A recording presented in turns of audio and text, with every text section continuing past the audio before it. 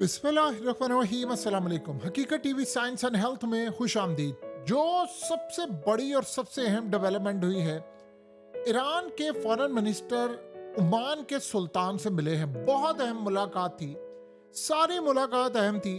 आपको पता है कि ओमान और ईरान ये दो हैं मुल्क जिन्होंने स्ट्रेट ऑफ हॉर्मस यानी कुछ हिस्सा ईरान के पास है, ज़्यादातर तो ईरान के पास ही है, कुछ हिस्सा ओमान के पास है। लेकिन यहाँ पर जो मुलाकात हुई है उसमें सारी चीजें आप छोड़ दें, एक ही चीज पर फैसला हुआ है। ईरान ने कह दिया अमेरिका को अब निकालेंगे यहाँ से, अमेरिका नहीं यहाँ पे रह सकता। इस खत्ते में अब अमेरिका को फारिग करना पड़ेगा, उसके बगैर अमन नहीं आ सकता, उसके अड्डे खत्म करने पड़ेंगे, उसको धक्के देकर यहाँ से निकालना पड़ेगा। जब तक अमेरिका इस खत्ते में रहेगा यह खत्ता सुकून वाला नहीं हो सकता, और ये बात अटल है।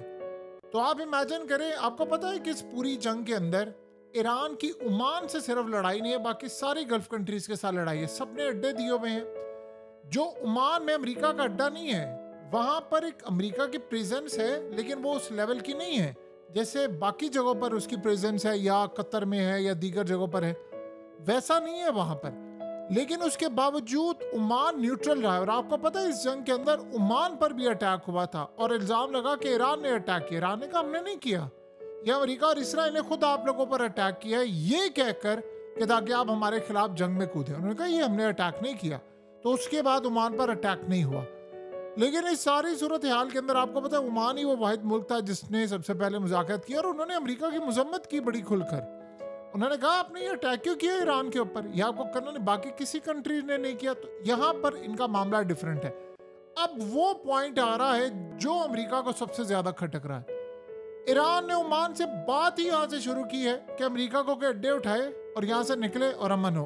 बाकी रहेगी गल्फ कंट्रीज के साथ मामला। तो पहली बात ये, जैसे अमेरिका के अड्डे खत्म होंगे, गल्फ कंट्रीज की जो लड़ाई है हमारे साथ, वो ओबियसली उसी टाइम खत्म हो जाएगी। हमारी उनसे कोई लड़ाई नहीं है।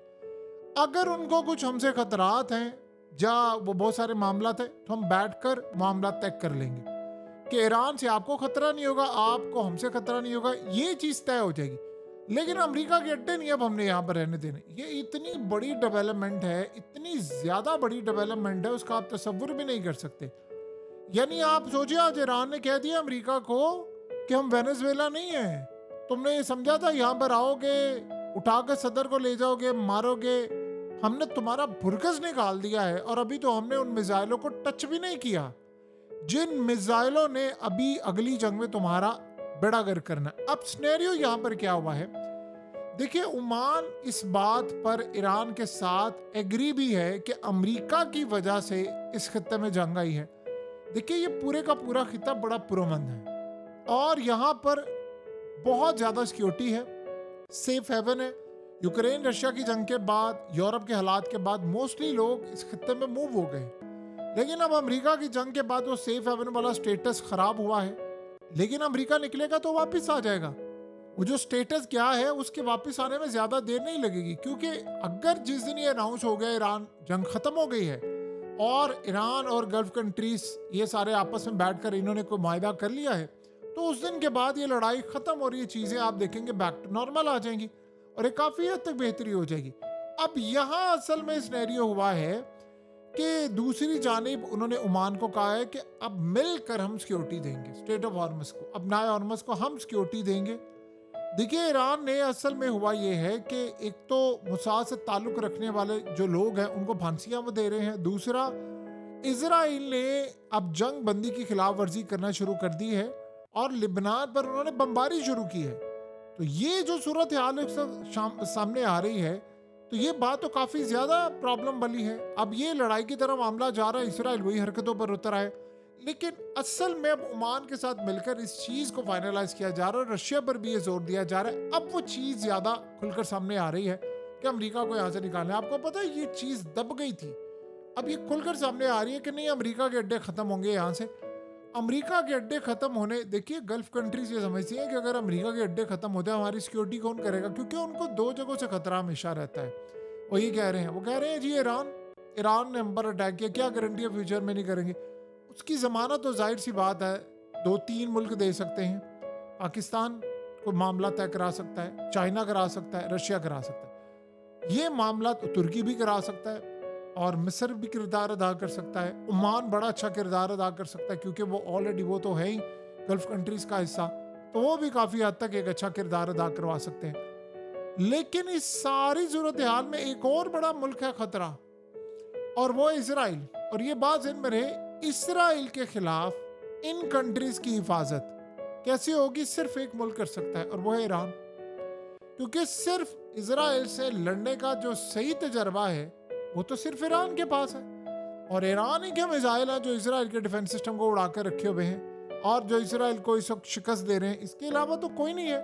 तो ईरान उनको ये ऑफर कर सकता है कि यार ठीक है, आप हमारे साथ हो, हम आपके साथ बैठकर मामला तय कर लेंगे। अगर हमसे खतरा नहीं है तो फिर देखिए, सबसे बड़ा यहाँ पर ये चैलेंज हुआ है कि इस वक्त नेतन्याहू ने कहा है कि हिजबुल्लाह के ठिकानों पर बमबारी करें, लड़ाई होती है हो जाए, जो मर्जी होता है हो जाए, हमें कतन इस बात की कोई परवाह नहीं है कि मामला कहाँ तक जाता है। तो ये असल जो सूरत हाल उस वक्त पैदा हुई है वो काफ़ी हद तक खतरनाक हो रही है, जिसमें अमेरिका और ये तमाम के तमाम चीज़ें तबाही की तरफ जा रही हैं। देखिए, अब आप ये सोचें कि जर्मनी ने अब ये काम क्या किया है। ये लोग अब काम कर रहे हैं कि जी असल में अमेरिका की डील हो जाए तो हम अपनाए हॉर्मस में दाखिल होंगे, वहाँ पर जो माइंस और बारूदी सुरंगें हैं ईरान ने जो बिछाई हैं उनको तबाह करने के लिए आगे जाएंगे। ये जो यूरोप को इस वक्त उछकल हुई है ना कि हमने ईरान के खिलाफ जाना है और ये बाकी सारा मामला, आप यकीन कीजिए वो तबीयत इनकी सेट कर देंगे। वो कहेंगे अपनाए हॉर्मस है किसका, तुम्हारा तो है ही नहीं है। उसका वो नाम बदल रहे हैं, वो अपनाए पर्शिया उसको कर रहे हैं, फारसी कर रहे हैं, या अपनाए फारिस कर रहे हैं, क्योंकि जो फारसी है या पर्शिया है वो इनका है। तो उन्होंने कहा कि ये ईरान का है, ईरान का रहेगा, लेकिन असल में चूंकि ओमान का भी हिस्सा लगता है तो इसको पर्शिया का नाम दे रहे हैं, फारिस।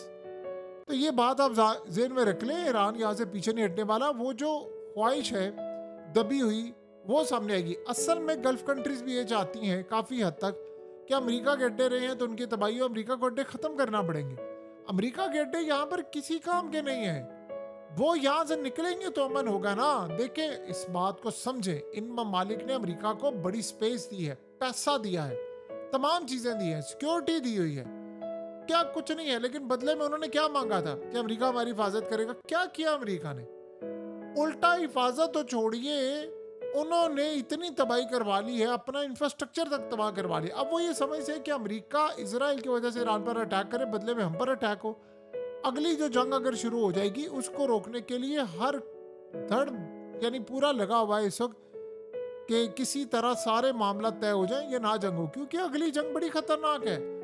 अगर ये फाइट रिज्यूम हो गई तो बिजली गई, गया पानी सारा। आप अभी तक तो ये सोच रहे हैं कि प्रॉपर्टीज बहाल हो, स्टेट चीज़ें बहाल हो, उसके अलावा टूरिज्म बहाल हो, एयरलाइंस चलें, मामला तय हो, इन्वेस्टमेंट बहाल हो। वहाँ तो आप समझ लें कि ख़त्म कहानी, क्योंकि बिजली गई, पानी गया तो सब खत्म। कौन आएगा फिर? अभी तो यूरोप से सारे लोग आते हैं इस खत्ते के अंदर, अभी तो रशियन, यूक्रेनियन, अब रशियन और यूक्रेन की तो बड़ी तादाद में लोग आए। वो सोच रहे वहाँ पर लड़ाई हुई थी, हम कहाँ पर जाएं। अब जब वो मूव कर गए तो यहाँ भी एक और खत्ते में लड़ाई होगी।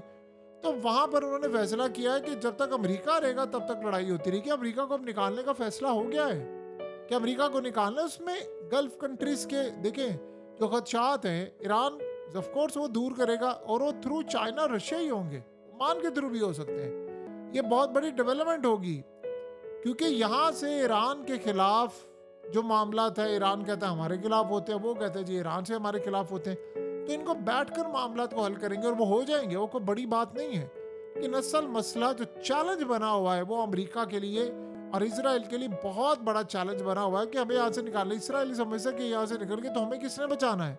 उन्होंने भी ऑफर तो किया ना कि आप हमारे पास अड्डे लेकर आ जाए, लेकिन वो प्लान का क्या बनेगा? वो जो इसराइल का प्लान था कि वो जो पूरे मिडिल ईस्ट को तोड़कर अपने साथ में लाना है और ये करना वो करना, उसका क्या बनेगा? ईरान उसकी राह में सबसे बड़ी रुकावट बनकर सामने आ गया। तो अब देखते हैं कि इसराइल के साथ क्या होता है और अमेरिका के साथ क्या होता है। लेकिन एक बात तय है कि ये दोनों को अब पता चल गया है कि हमारे हालात इस लेवल पर नहीं है, ये लड़ाई इस लेवल की नहीं है कि जहां पर हम इतना ज्यादा काम कर सके। देखिए, अमेरिका के लिए सबसे बड़ा चैलेंज क्या बना हुआ है इस वक्त? सबसे बड़ा चैलेंज अमेरिका के लिए बना हुआ है कि अमेरिका इस पूरे खेल के अंदर इस वक्त जिस लड़ाई को वो लड़ा है वो बड़ी तबाहकुन लड़ाई है। बहुत ज्यादा तबाहकुन लड़ाई है। इतनी तबाहकुन लड़ाई है, अमेरिका उसका तसव्वुर भी नहीं कर सकता कि उसके साथ क्या होने वाला है अगले कुछ अरसे के अंदर, क्योंकि उसकी रेपुटेशन खाली नहीं जा रही। अब अमेरिका उस लेवल पर जाएगा जहां पर अमेरिका की इकोनॉमी, डॉलर, ये सारी चीजें अब आउट ऑफ क्वेश्चन हो जाएंगी। अब इस पर आप सोचें, दुनिया में लेन देन खत्म हो जाएगा, फिर अमेरिका कैसे सरवाइव करेगा? तो अब ये इन्होंने उनको निकाल कर रहना है। हकीकत टीवी साइंस एंड हेल्थ की इस वीडियो के नीचे कमेंट जरूर कीजिए, अपनी राय का इजहार जरूर करें और इस वीडियो को हर जगह शेयर करते हुए चैनल को सब्सक्राइब जरूर करें।